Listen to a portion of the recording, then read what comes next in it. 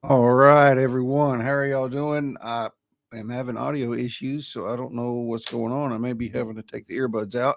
Anyway, thank y'all for coming. My name's Chris. This is So I Did a Thing. What do we want to start? I'm super excited about my guest tonight. It's going to be a good conversation. One that is not often talked about, especially in like the Christian circles. It's kind of considered taboo to talk about sex and all that good stuff. So I'm excited about this. So if you want to get some merch, like this hat I'm wearing, I also have some other different designs in there, like Be Weird and I'm Single, Say Hi. You can go to hitproductions.live, click the merch tab. You can also sign up for my email list, which I am super inconsistent with. So it's not like you have to worry about getting any spam, just occasional live streaming tips and tricks and strategies dropped in your inbox whenever I feel like it. You can also subscribe to my YouTube channel if you want to at Hit Productions Live. And I think that's it. Oh, I'm also on Twitter now, y'all. I haven't done much over there except stream. But if you wanted to follow me over there, it's at Hip is Live, HIPISLIVE. So let's say hi to some people in the audience real quick. Who's here? There's Melissa, Steven. Thanks for dropping in. Hey, Samantha. How are you doing? Raquel, what's going on, Raquel? Who else is here? We're going to talk about all the good things and the bad things that may be. That's exactly what we're going to do, Jeff. That is exactly what we're going to do. Hey, Russ Hedge. How you doing, man? Good to see you. I did have an awesome day. Thank you. I hope you did too. So my guest is Heather Tucker, and y'all listen to this. This is like an impressive intro here. I'm digging it. Except it skipped to the top and I got to find it again. There it is. All right. So Heather is a certified Christian sex coach with a passion for empowering couples. A best-selling author and expert in sexuality, she helps both men and women overcome sexual shame and release their confidence, both in their personal lives and relationships. Her personal journey includes overcoming a 12-year sexless marriage, which inspired her to help others reclaim their sexuality and live their best lives. Her unique approach combines practical techniques with empathy and understanding, allowing her clients to feel seen and supported as they work through their challenges. With over 20 years of experience as a wife, mother to 3 men, and a first-time grandmother, congratulations, Heather brings a wealth of wisdom and insight to her coaching. Her warmth and authenticity make her a trusted partner for believers seeking to unlock their full sexual potential. Whether speaking at events, working one-on-one with clients, or sharing her message through her writing, Heather is committed to saving Christian marriages from infidelity and divorce one at a time, right? All right. So without any further ado, I'm going to bring out sex coach Heather. Woo! I'm like, yes, intro. Yeah, right. She sent me that earlier and was like, "Hey, I have a new intro," and I was like, she said, "Well, you do use it to, or a new about section or whatever," and I said, "Yeah, I'll do that," and I read it and I was like, "Man, that's pretty impressive stuff." Thank you. Well, thank you so much for being here. Oh, you're I so welcome. appreciate it. My pleasure. It's my pleasure. Since we're going to be talking about sex. Right, exactly. Yeah. So I thought it was like one of the things that first drew me to you. One was that you're a Christian sex coach, because that's like you don't ever see that, because that's so like I said, almost taboo for Christians to talk about it, even though it's something that God created uh, for pleasure and for reproduction. So just tell us, like, how in the hell did you get into being a sex coach? Well, I didn't plan on it. I didn't wake up like 6 years old or whatever. I'm going to be a sex coach. Right. No, no. As a matter of fact, my whole childhood, we never had the sex talk. It's my sister and I, my mom. She took us to church all these years, and when we hit junior high school age, and we started hearing things at school, and my sister and I would have conversations at night, like, "Is your body doing this? Are your Hmm. boobs getting bigger? Are all the conversations that you have when you're younger." My Right. mom never brought up anything about our Really? bodies changing, nothing about the common stuff of being aroused, and nothing. So when we started to like boys, my sister and I, we would go into like each other's room and we're like, "Psst," and we'd be talking about boys and how cute they are, and oh my gosh, and we'd be so turned on and all of that. And we wanted to have a conversation with our mom because she was our best friend. Like, she could talk to us about anything. But when my sister and I sat her down, and this one day, okay, this is why we wanted to have this conversation, because there was the cutest boy that lived down the street, and my sister and I had the biggest crush on him. We would wait until he comes home. We got the binoculars out. We're like staring when Yeah. he got home. And we just loved this guy so much. And so this one day we went down to his house. It was all the neighbor kids. And my sister and I, we sat one on the either side of him. So it was like me, and then the guy plopped down, and then my sister. And he said, "Hey, do one of you girls want to give me a BJ?" But he said the real word. And my sister like, "What's that?" Like, we didn't know what I know. I was like, "Oh my God." It was so, we were both so embarrassed. So we said no, because we didn't know what the heck he was talking about. Right. And so we went home and we sat my mom down and said, "Mom, so and so, we were just at his house, and he said, 'Hey, do you want to give us a BJ?'" And we didn't know what it was. "What is a BJ?" And she's like, "What? Who said that? I'm going to call his mom. He's going to be in so much trouble. He doesn't know what's coming." She never answered our question. Never. Really? The only response we got from her was that panic and the fear and the anger, and "Don't worry about it. You'll find out one day when you get married." That was the extent of the conversation around sex from my mom. Wow. My whole life, that nothing ever again. And because Yeah. of her reaction, I'm like, I am never even talking to this woman about any change in my body. I'm not talking to her about when I like a boy or anything, because she made it so uncomfortable. And that uncomfortability, Chris, went into my adulthood boyfriends, and it went into my first marriage, and it went into my second marriage. And I was out here in the world wanting to understand, never having a conversation from anyone that I loved and trusted. And so I thought, you know what? Shoot, I'm just going to go out and find out for myself. What's this whole sex thing about? So I had many partners over the years, many partners. Some might call me the S word, if you know what I'm saying. Mm-hmm. And I simply took it as, I'm out here experimenting. I want to know what I like. I want to know all the things. Right. Yeah. So that's what I did. And I got married the first time. And my first husband and I, we had 2 boys. And during that marriage, Chris, yes, I was reproducing kids like God says, go and replenish the earth. Mm-hmm. But I did not experience pleasure with this man. Mm-hmm. No climaxes. We can't say the O word on here. No We climaxes. can't? No, we can't say the O word. We'll get in trouble. So Really? no pleasure, no climax. I basically was like, my position as a wife is to please my husband.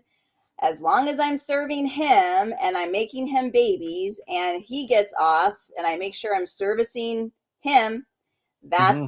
my role as a wife. And that's what I thought the whole time. Because again, no one had told me that females can have pleasure and that was a part of the experience that God wanted us to experience as a woman. And I run into this every day. Same thing. Other women have the same thought process as me. And it's come from this hierarchy that is in the Christian model of God, man, woman, and everything underneath. But what happens is while that hierarchy works in a lot of different realms, what it goes into as far as marriages is that the man, because they're not trained around sex either, so Mm-hmm. they're like, okay, you have to give me what I want and you can't say no. And it doesn't matter if you're sick and blah, blah, blah. It's like, you're just here to please me. And they think that that's their role too. So no female pleasure is ever talked about. And what happened was after that marriage was done, and then I got married to my second husband, the same thing. I just was sort of in it for, just to be there for him. And secretly, I would go and please myself, which I know a lot of females do, but Mm-hmm. I didn't do it with my own husband, even though I really, really wanted to. I just thought that it wasn't okay. And so that started our 12 years of sexlessness because neither of us were comfortable with the sex conversation. We never talked about what our needs and wants are in the bedroom.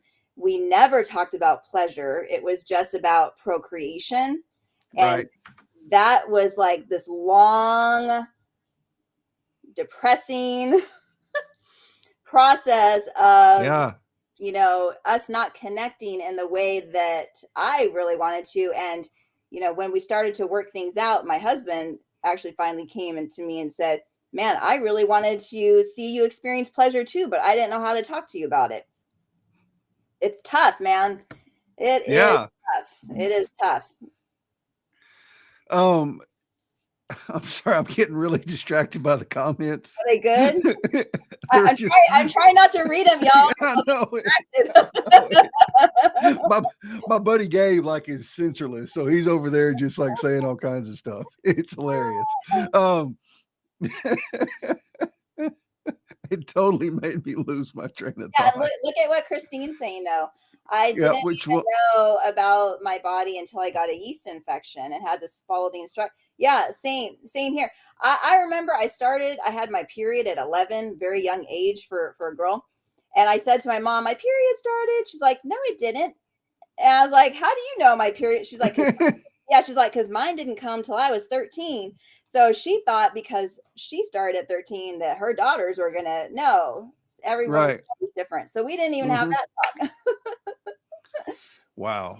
I know. Um yeah, Steven had a good point. This is Steven Strait. He's showing up as LinkedIn user. Marriage that ended divorce was lacking in communication. That's a big deal, isn't it? Yes, it really is. I mean, that's what I mean. I don't even know statistics. I would imagine a good portion of marriages end because of lack of communication, but especially in the bedroom because you're either like, when you're caught up in the moment and in the act, you're doing it, and one of you, usually the man, is getting off, and everything's great for him, Hmm. but the woman feels too embarrassed, and maybe even the man feels embarrassed to say, "Okay, I like it when you do this. I don't like it when you do that. I Right. wish you would try this. Is there anything you want me to try?" You know what I'm saying? Oh yeah. No, I agree. Yeah, and it's funny because I'm also on Clubhouse, so I'll go into a lot of rooms over there, and to hear the men say things like, I love it that my wife is a believer and I love that she loves Jesus, but I don't want to bring Jesus in the bedroom. he's like, I really want the freak. Like and I hear this all the time. Like that song, what's that song? The rapper guy, he's like, I don't know, something about dressing classy and then a freak in the bedroom, whatever those words are. Yeah. But Yeah. yeah, it's the same thing. It's like men, husbands, they want, like, yes, they want class in a woman. They want a woman that knows how to take care of the family. And they want all of that. They want her to love Jesus and to pray and to be, reverent and respectful. Like, they want all that. But then when it comes to the bedroom, they really want her to know how to unleash this sexual Mm-hmm. beast that Mm-hmm. really is inside all of us, but we just have to give ourselves permission to unleash it. But we don't know how, because we Right. were never given permission. And we think that if we do, that somehow we're ungodly and we're going to lose our salvation. And Right. oh my gosh, Chris, and if we do that position, we might get kicked out of heaven. Or if we Right. touch our own body, what if we lose salvation, or we open up demonic forces, like, the church says will happen when you self-please? Yeah. So there's so much of these belief systems that are put on us from the church, our family, past relationships, and they're all of those thought processes are causing us guilt and shame. And that guilt and shame is also because we don't have a voice to it. We don't even have that comfortability to talk to our partners. Now we're having these health issues. I mean, when you hold on to guilt and shame, that's toxic. Okay. So that toxicity is going to produce diabetes and heart issues. You might even have sexual issues. Like, you might Mm-hmm. not be able to get hard. I mean, all these different things, because you're not having the conversation. Right. And it builds up like that's the Yes, case it with does. anything though. Um, we talk about it in the context of forgiveness, or in the context of somebody doing you wrong or whatever. You have to let it go, all that kind of stuff. When you bottle it in, it causes all these problems. And it's just, that's the case with everything, whether it's forgiveness, whether it's lack of communication. Just holding it in can mess you up Yeah. on so many different levels. Yeah. So can lack of climaxing, as a side note. Really. Yes, if you don't have, like, the science behind our bodies is, if you're not climaxing at least 2 to 3 times a week, whether it's by yourself or with your partner, you Hmm. could potentially get health issues or have, like, insomnia, or yeah. So it's that whole chakra.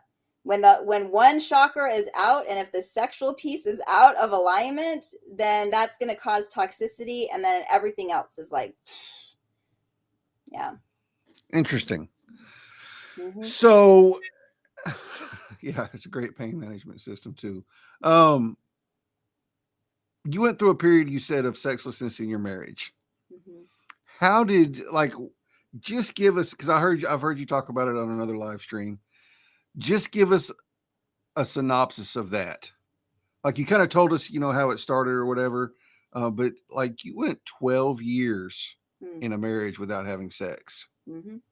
So what was that like for you? And then, like, how did the resolution, and how did y'all resolve that and get to where you are uh, right now, where you are today?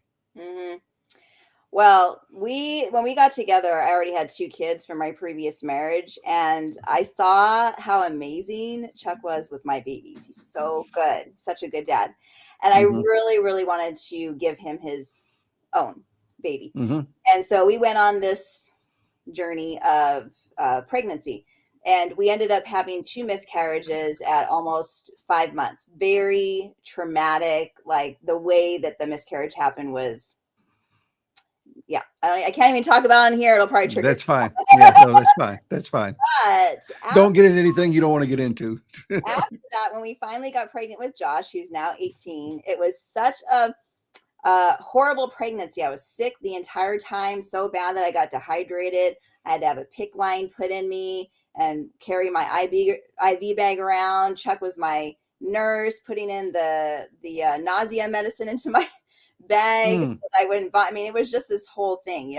So when Josh finally came, and then our doctor released us to have sex at 6 weeks, I was like, yes, let's go, because I'm like super into it. I love, like, I'm the one with the high drive and on all that. So I was so excited. I went home that night and I got myself all dolled up, did my hair, did my makeup. I even put on my big hoops and I put on really cute lingerie and some heels, and I put on the music, and I did like all the things that he would normally love that I used to do. Mhm. And so came down the stairs and I approached him. I put my leg over him like I was going to sit on his lap, just like he loves it when he loves me being on top, which most guys do. Mhm. And so I did that. And as soon as I did, and I was like caressing him and kissing his neck, and I started the whole thing. And I was shocked what he did, because he reacted unlike any other time in our marriage. He took my body, he picked me up like this, he put me to the side, and then he put me down. No words. And Mm. I was like, what just happened? So I said, Mm. are you okay? Yeah, I'm fine. I just don't feel like it. And I'm like, but look. I'm like, dude, look, and he's like, I'm sorry. So I went upstairs, and of course I was really disappointed. Tried again a couple days later, same thing, did the same exact thing. And he said, nope, sorry. And that is what started our 12 years of sexlessness. So I'm very open. I don't mind asking my partner, hey, are you okay? Like, what's happening? Why are you not wanting sex? So I had all the conversations like I was trained to do from the church. Premarital counseling said, if there's an issue, go and talk to your spouse about it. So I did. Went and talked to my spouse about it. All I would ever get from him for the entire 12 years, Chris, was, I don't know, I'm sorry. I don't know, I'm sorry. That's Mm. all I would know. So, of course, here I am as a woman. I just had your baby, you know? I don't know, I'm sorry. So I'm like, if I don't get an answer from you, I have no explanation. What does our brain do? We need to figure out why. Like, our brain needs to understand any situation, right? That's why our minds are going, why did he or she do this? So it's like your brain's processing. That's what I was doing too. So I ended up looking inward. It must be me. I must be too fat. He must not like my new stretch marks. He Mhm. must not be attracted to me anymore. Maybe because he saw the baby come out, maybe he doesn't want to go down there anymore. So Right. all of these thought processes were happening. And I would ask him, is this why? Is this what? No, it's not you. It's not you. I just don't know. I don't know. I don't know. So it was a very, very, very frustrating time. I bet. I will tell you that I don't know if you've ever heard this experience about being a caged butterfly, but that is how I felt. I Yeah. felt like I was ready to come back out, ready to blossom with him as my husband. And his no was keeping me in this cage, and it was causing this deep, in the Bible, it talks about how God rescues us from the pit of despair. Mhm. That is how I felt. I felt like I was in this pit of despair and I had no idea how to get out. No clue. Yeah. It was very, very frustrating. And so this one day, this is like 11 years in. Okay. So this has been going on now for a really long time. And so this one day I was reading my Bible and I came across that verse. I think it's Proverbs 23 or 24 or 25, around there. It talks about how it's better to live on a rooftop of a house Mhm. than with a nagging wife. Yep. And dude, when I read that, Chris, it was like God spiritually slapped me. Yeah. And I felt like, oh my God, this is exactly what I have been doing all of these years. And then I started to realize, you know what, Heather? you bringing up this same conversation over and over and over and over again all these years is probably reminding Chuck of his younger boy years when his mom would ask him to clean up the room. And if he didn't do it the first time, she'd go back and say, "You clean the room. Did you clean the room yet? Did you clean the room yet? Did you clean the room yet? You didn't clean that room yet?" So I was like, oh my gosh, that's probably how he's feeling. I'm probably adding like this extra pressure on him. And so after I read that, I'm like, you know what, God, I'm going to test this theory. I am going to take this conversation off of the plate. It's going away. And I'm going to test, like God says, test and see that the Lord is good. So I'm like, I'm going to test this thing and I'm going to see if it works. So I no longer had that conversation with him. And I'm going to tell you what happened, Chris. A couple weeks went by. All of a sudden, I seen Chuck start to come home early from work. Because for a while there, he's like, oh, I got to stay at work late. I got to stay at work late. And I was like, dang. Because he knew that when he walked through that door, I would pounce on him. Are we having sex today? Every day. Are we having sex today? Yeah. And so when I took this off of the plate, I noticed he started to come home early. I also noticed that out of the blue, we didn't have an anniversary, no birthday, nothing. He was bringing me flowers. He was coming over to the couch and wanting to sit next to me instead of going out into his man cave, which is what he used to do to avoid me, which I didn't know that's what he was doing. But now I figured it out. And so he started to sit next to me, and then he started to hold my hand again. And he started to pull me next to him and want to snuggle again. And he wanted to be near me. And that felt so good. That felt, I bet. So the sexual intercourse part, that didn't come back right away. That took weeks, maybe even months. But what did start, Chris, was the emotional intimacy started to rebuild itself. That part started to repair, and we started to have more conversations, and there was more romance, and there was more spontaneity with the romance, and times out for dinner, and we wanted to be near each other again. And there was no longer this wall of anger and resistance. It just dissipated, and now there was love again. And there was arousal.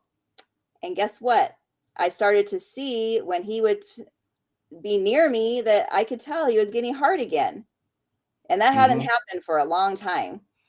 So I knew that all of this work that we were doing was opening both of us up for arousal and turning on and desire. And we started to want each other. And you better believe the first time that we came back together again, oh my God, like there was freaking fireworks, and the soul connection was unlike anything that I had experienced. The climaxes were unlike anything I'd experienced because we had gone through so much, and now being on the other side, now we are stronger, and our commitment to each other is now on a deeper level, which makes the pleasure, of course, a lot better. Yeah, for real. So who made the first move at the end of all that? For like whenever the first time y'all had sex?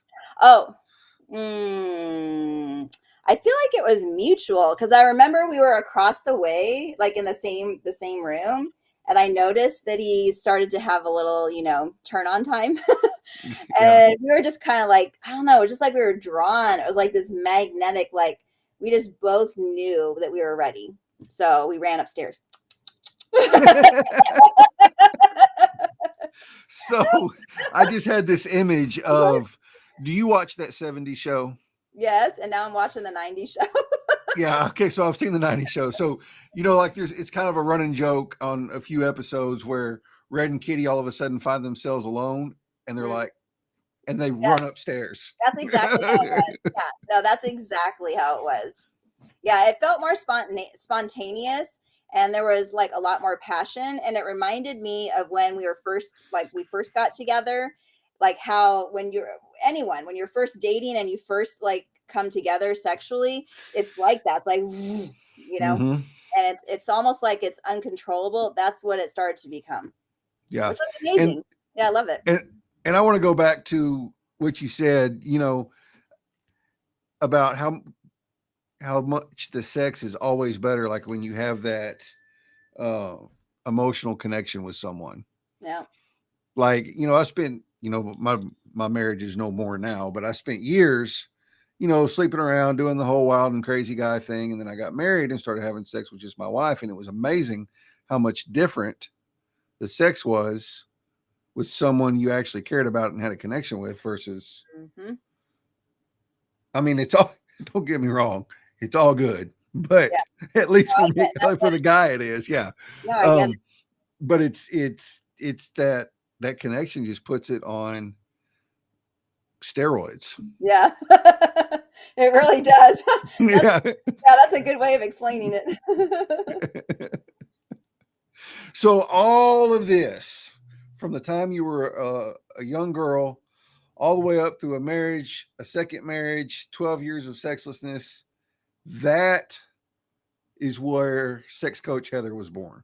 Yep. Exactly. So Yeah, 'cause tell us you know what, about that. Chris, man, I kept thinking, you know what? When I started coming out and sharing my story that we were going to counseling, like I was just making posts on social media, just sharing, like, hey, I've been out here building because before I used to be a health coach, I had previously lost over 100 pounds. And so I wanted to help people with their health. What I noticed when I was a health coach is a lot of the times when a woman was emotionally eating, it was because her marriage wasn't good.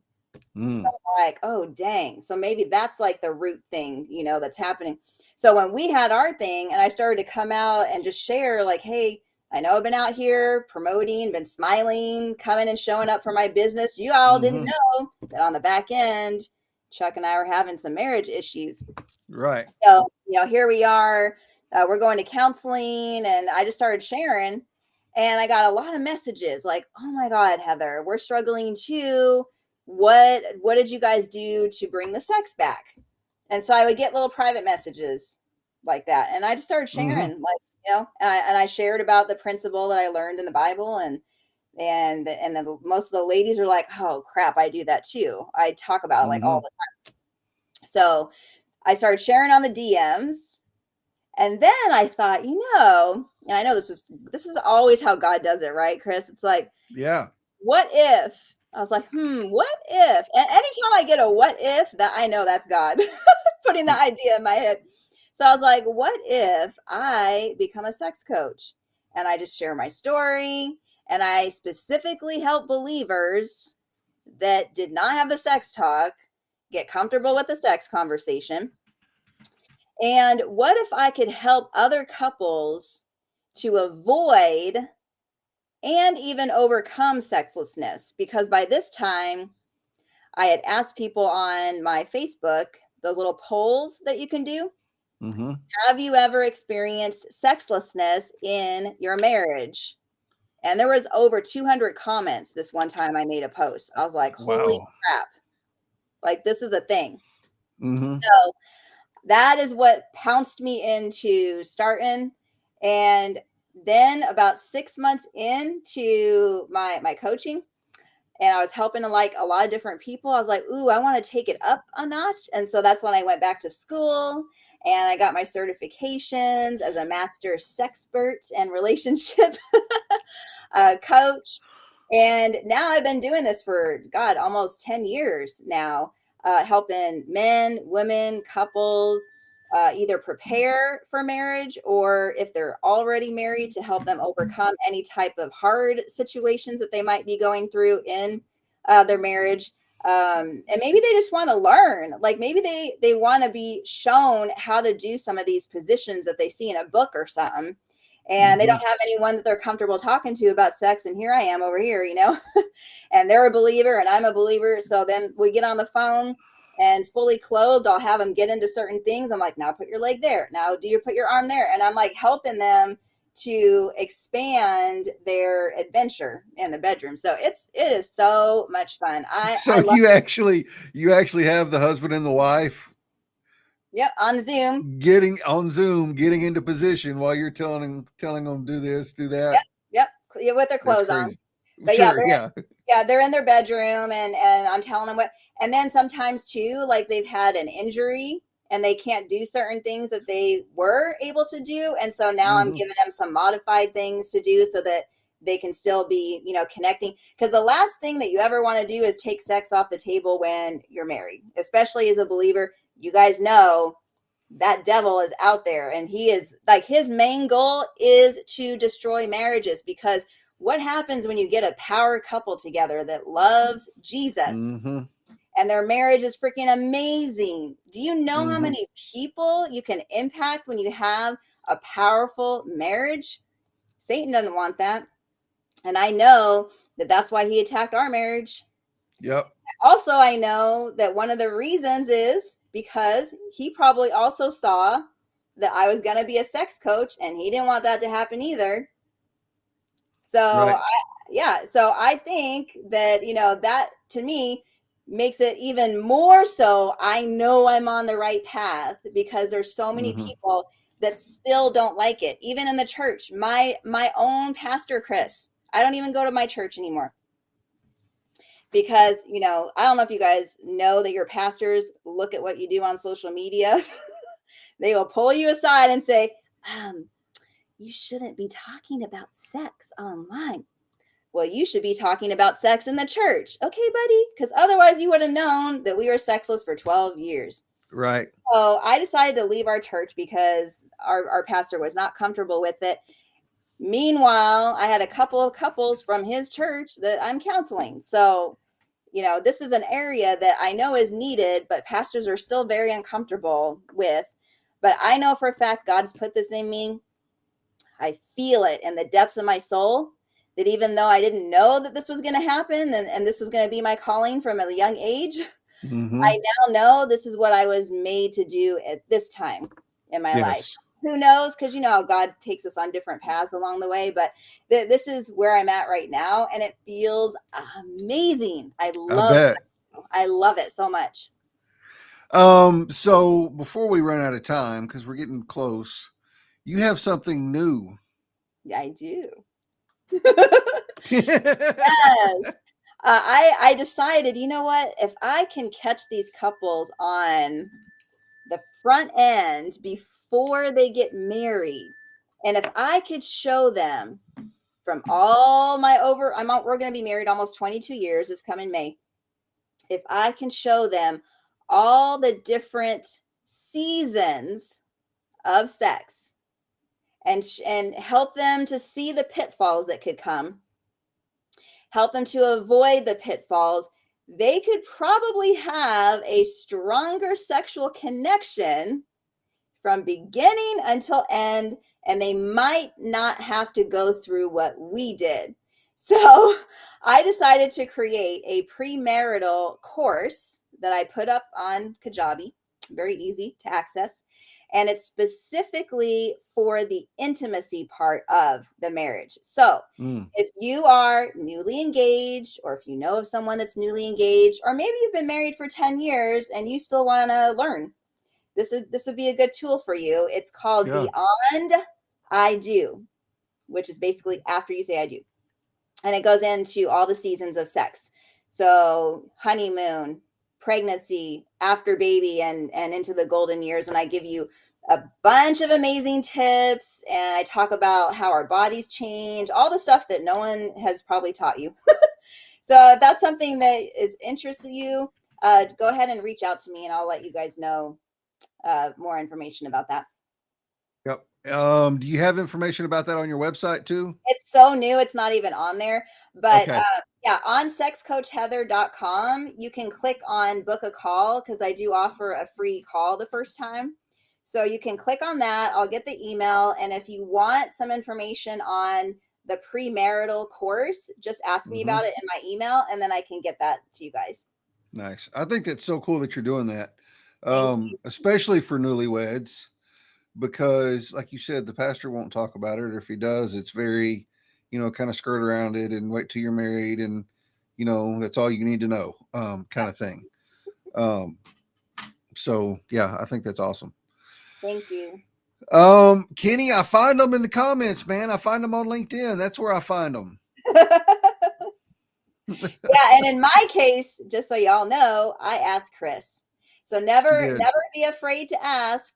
I seen Chris on here having these amazing shows, and I'm like, I need to be on here with you. You're Yep. amazing, and I feel like my message would really hit home with your followers. And he's Yeah, like, it definitely. I I agree. agree. Definitely something I've never done before. I've had a lot of coaches on. I've never had a sex coach and never talked about sex like this on the show. So it's pretty cool. Well, I'm glad um, I popped your cherry. yeah.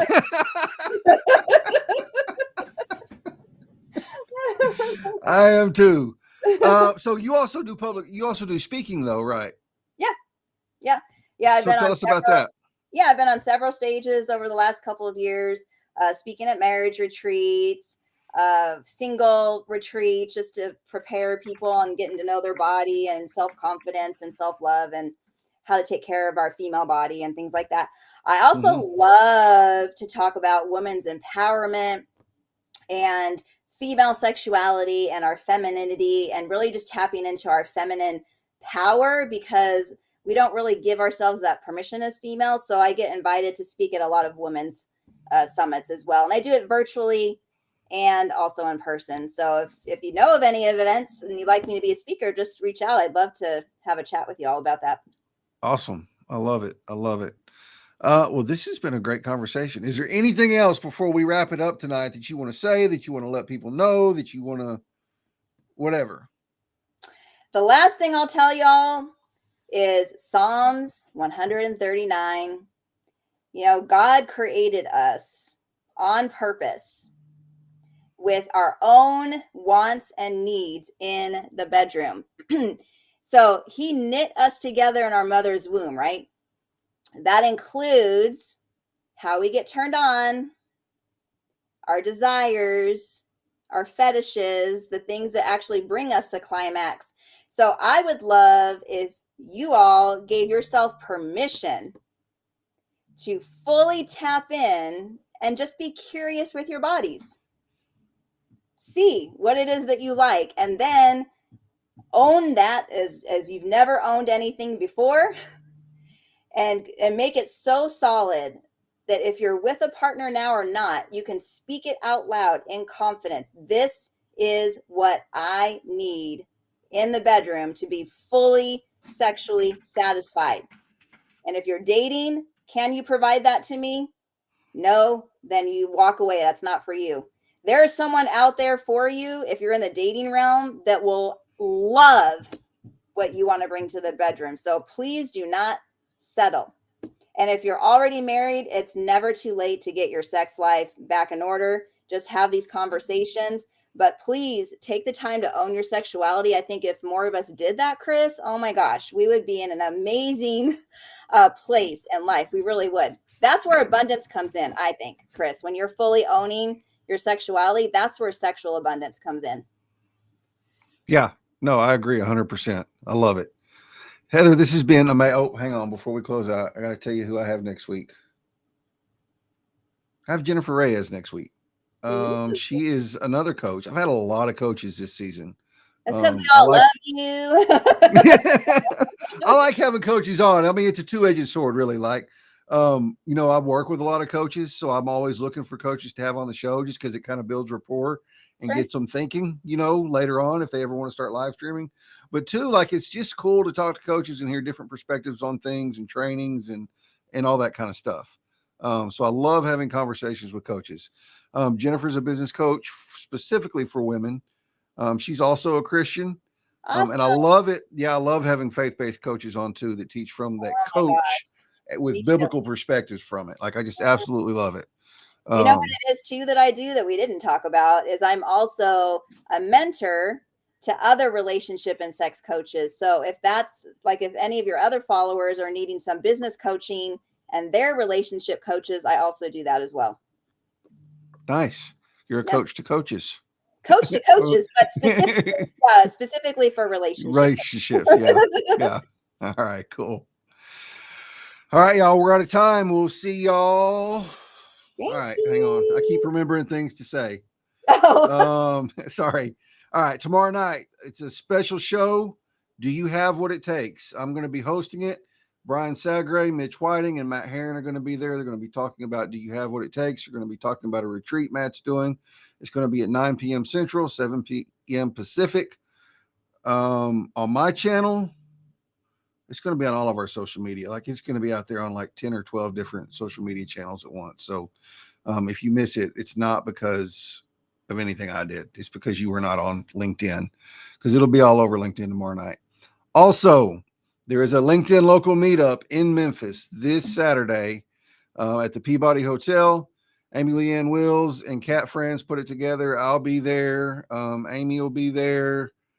Who else will be there? A lot of other people will be there. Just a time for a bunch of us that have met on LinkedIn and talked in the comments, but never met each other, to just meet in real life and have dinner and hang out and maybe a few drinks. So if you want to come to that, please shoot me a DM and I'll get you in touch with Amy and she'll kind of tell you all the details or whatever. We'd love to see y'all there. Yeah, and that's the last announcement. All right. I'm real jealous. Yeah, I know. Heather, thanks again for being here, and I will see y'all in the feed. Bye, all.